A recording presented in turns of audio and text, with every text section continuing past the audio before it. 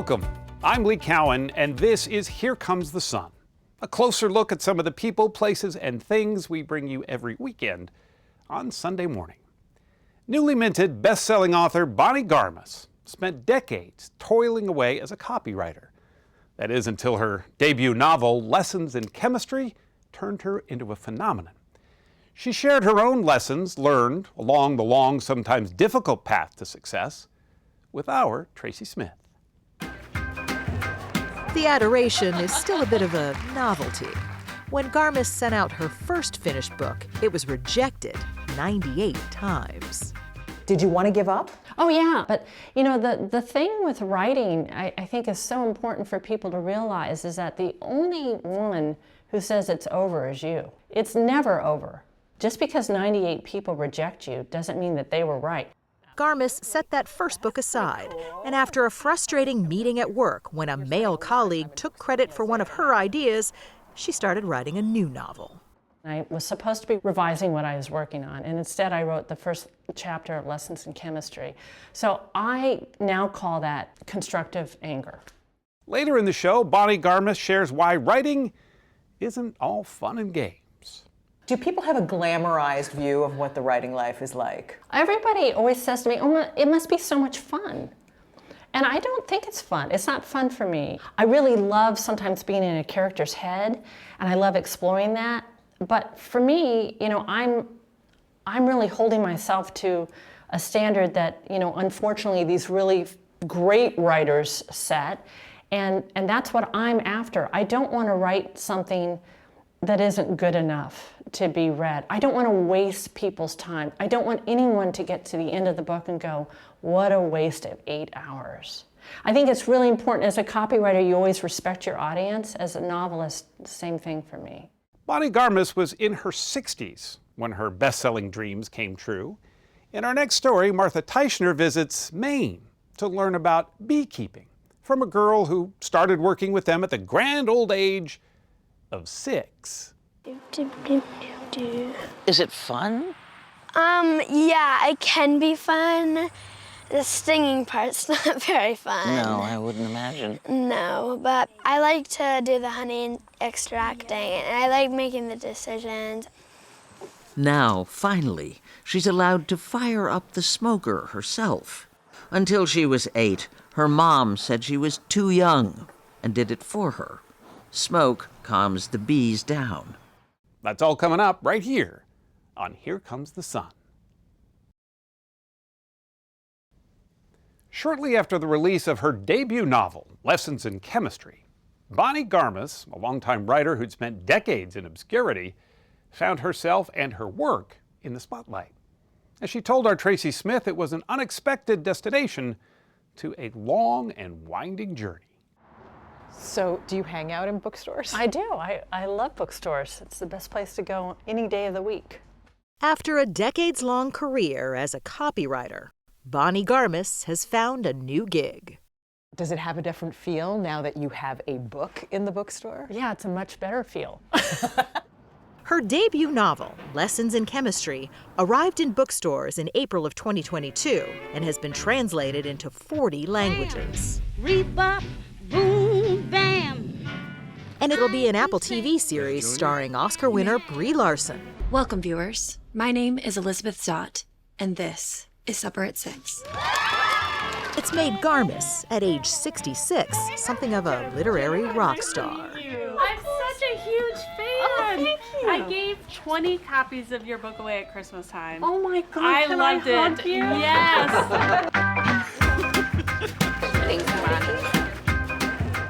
The adoration is still a bit of a novelty. When Garmus sent out her first finished book, it was rejected 98 times. Did you want to give up? Oh yeah, but you know, the thing with writing, I think is so important for people to realize is that the only one who says it's over is you. It's never over. Just because 98 people reject you doesn't mean that they were right. Garmus set that first book aside, and after a frustrating meeting at work when a male colleague took credit for one of her ideas, she started writing a new novel. I was supposed to be revising what I was working on, and instead I wrote the first chapter of Lessons in Chemistry. So I now call that constructive anger. Constructive anger. Yes. Clearly it was good. It fueled your fire. Yeah. I could hear her in my head. I knew she wanted to tell me that her decade was even worse. Set in the 1950s and early 60s, Lessons is about Elizabeth Zott, a chemist and mom who hosts a cooking show that ends up teaching women about a lot more than food. Some reviews have called the book subversive. Do you like that? Yeah, I think Elizabeth Zott is entirely subversive, and when I was writing it, I wanted the tone of the book, the writing style, the voice to be subversive. In what way? I just thought it would be really interesting to have a character who took herself seriously and never thought about what she looked like, never, doubted herself. Basically, I was writing my role model.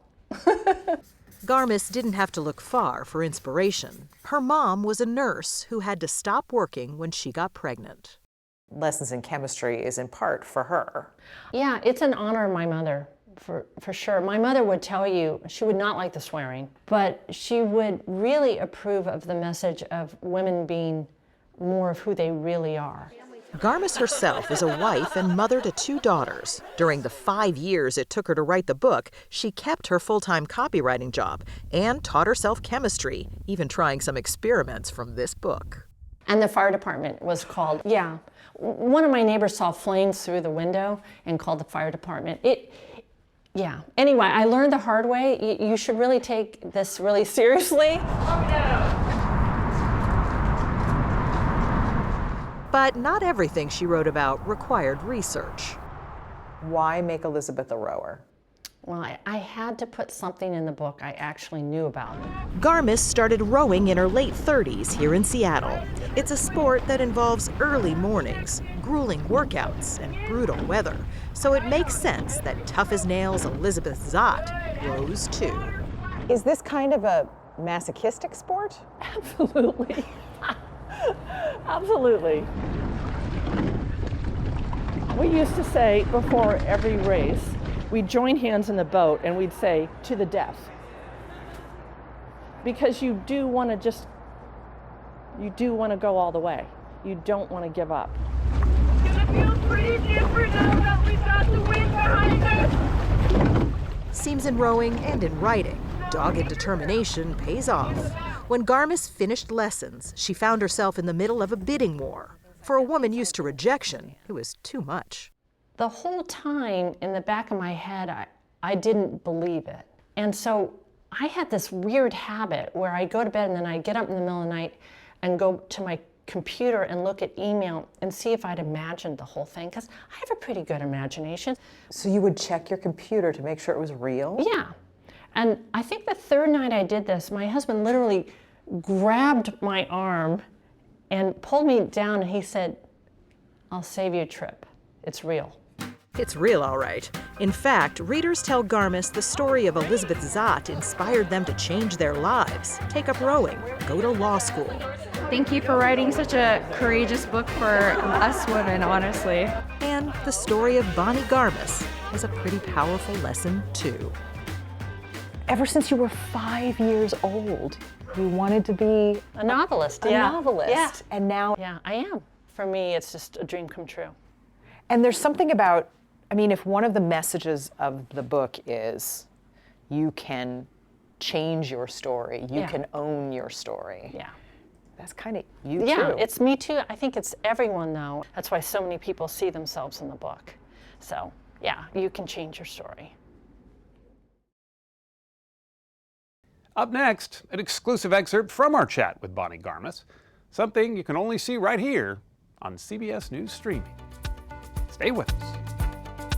For women especially, it's really important to be able to make your own way in the world. I've always felt that. I think my parents really instilled that in me.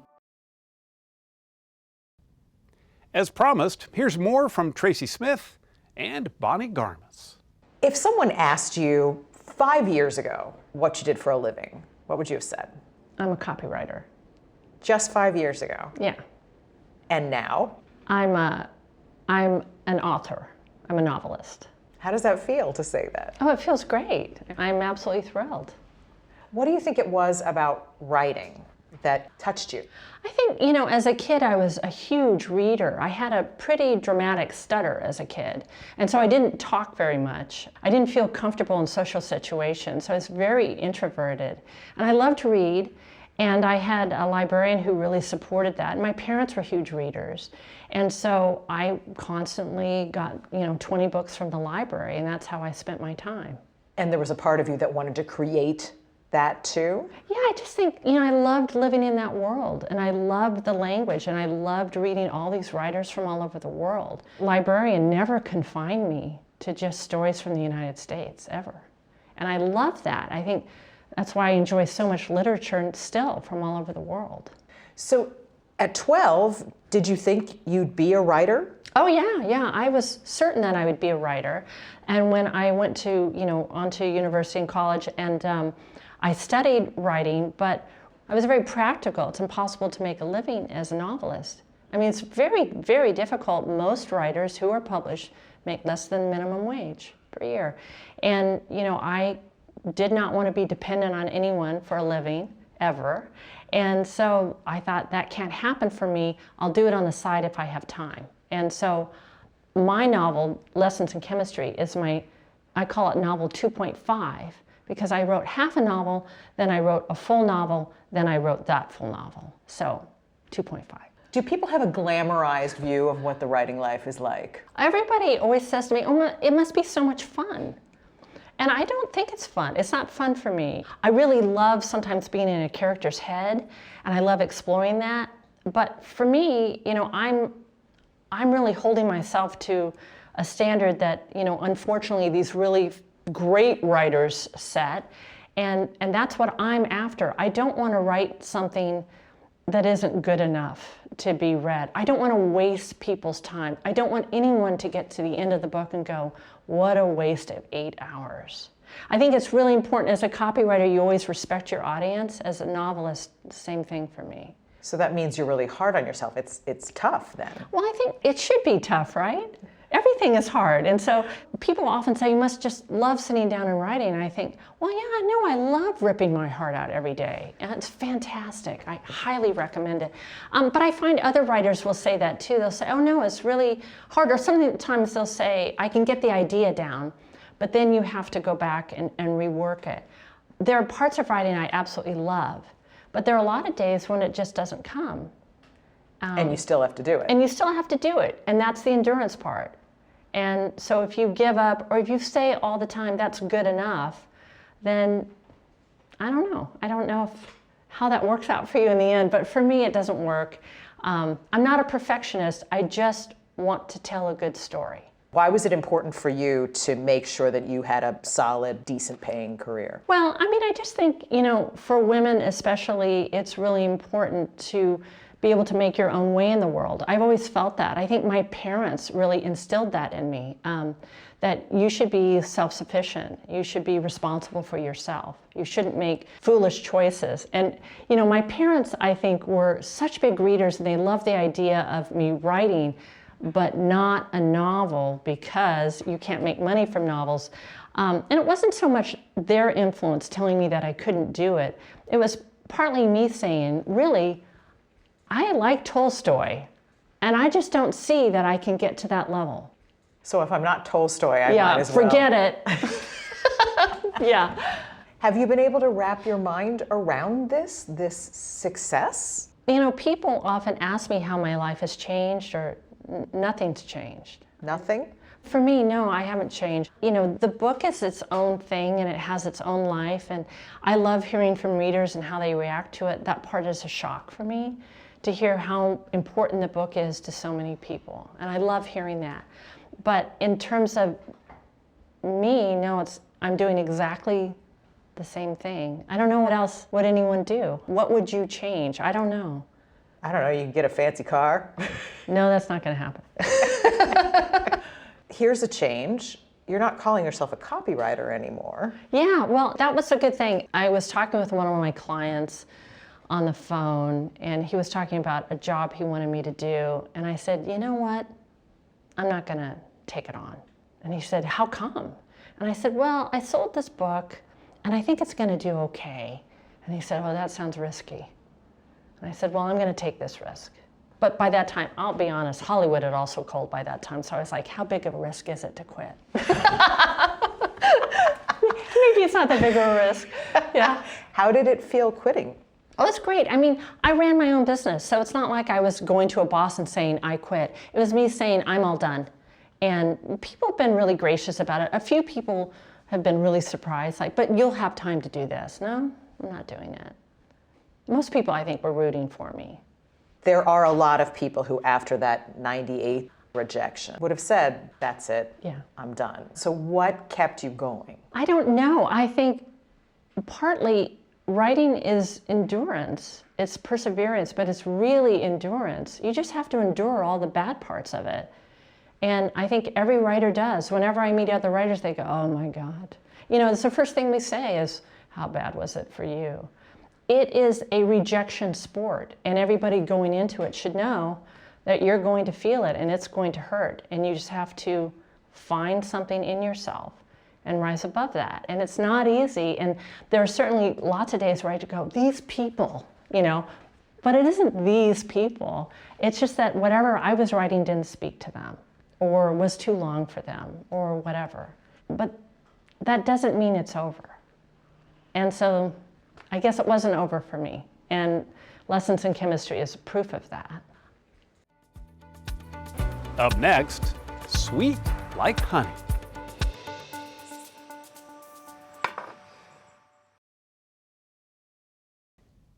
Welcome back. Most preteens are still figuring out their passions and their dreams, but Elizabeth Downs believes she's already found her calling as a beekeeper. Martha Teichner has all the buzz. In Maine, where Elizabeth Downs lives, she became something of a sensation when she took up beekeeping at the age of 6. There was the novelty of it, and the sight of a very small girl in a bee suit, surrounded by all those bees. But once you get past the how cute is that factor, you realize the story here is about someone who is precocious in her passion, and about how it takes a village to nurture her interest. You can't be interested in gardening and not be interested in pollinators. So the transition was a natural progression for her. It all started here, in the garden that covers practically every square inch of family friend Dave Oliver's yard in Old Town, Maine. Elizabeth had been his eager helper since she was 3. Oliver's next-door neighbor, Dave Fiacco, had beehives. So she came down to my house and we put her in a horribly oversized bee suit. Here's a picture of her in it. We took her out, pulled the top off a hive, and from then forward, she was just hooked. So we got a swarm for her and we gifted it to her, and, you know, Elizabeth, these are your bees now. So she took to taking care of her bees. And you taught her how to do it? Well, you know, to the degree that I could. She enrolled herself in a course at Penn State, a beekeeper's course. It was online. A college-level course? Essentially a college-level course. At age 8. Is it fun? Yeah, it can be fun. The stinging part's not very fun. No, I wouldn't imagine. No, but I like to do the honey extracting, and I like making the decisions. Now, finally, she's allowed to fire up the smoker herself. Until she was 8, her mom said she was too young and did it for her. Smoke calms the bees down. Well, I was pretty much like, well, I don't know anything about bees, but if you want to learn, we'll do it. Rachel Downs is her daughter's assistant. I've learned, probably not as much, but I've learned a lot doing it alongside of her. What's your job in this bee enterprise? Do what I'm told. I mean, it's literally the heavy lifting. Michael Downs, Elizabeth's dad, doesn't mind. When you see your kid light up about something, that's the big rewarding thing as a parent. And Elizabeth lights up in the bee yard. Oh, I see small eggs. Elizabeth can hold her own with the nerdiest of bee nerds, who are mostly old enough to be her grandparents. Which is why the Penobscot County Beekeepers Association, Dave Fiacco, president, Just look for your color-coded map. made her their youth outreach coordinator. So I did a presentation at my school and Old Town Elementary School. She was too young to be a member of the board. Something just to indulge a kid? So would you want to build these bigger so you could put a third one in between, or do you want to? No. If nobody's going to show Elizabeth and the younger generation how to do beekeeping, then in 15 years, there's not going to be anybody to do beekeeping. And then what? There's no food. Like, the food chain depends on bees. And then there's the honey. Elizabeth extracts it from the frames she's pulled from her hives. Eventually, a thick river of it flows lazily into a bucket. What's it like when you see it coming out? To me, it looks like liquid gold. It looks a lot like gold. It's so beautiful, and it tastes really good, and it smells amazing. I think you need a little more. Elizabeth named her operation Ease Bees and solicits donations for her honey. She gives most of the money away to charity and her church. She says when she grows up, she wants to be the state apiarist, Maine's official beekeeper. She's convinced she's already heard her calling in the bee yard.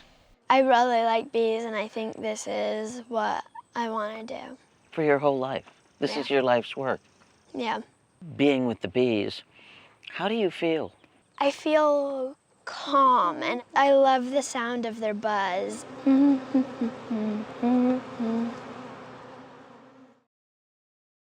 I'm Lee Cowan. Thanks for joining us. We'll see you right here next time on Here Comes the Sun.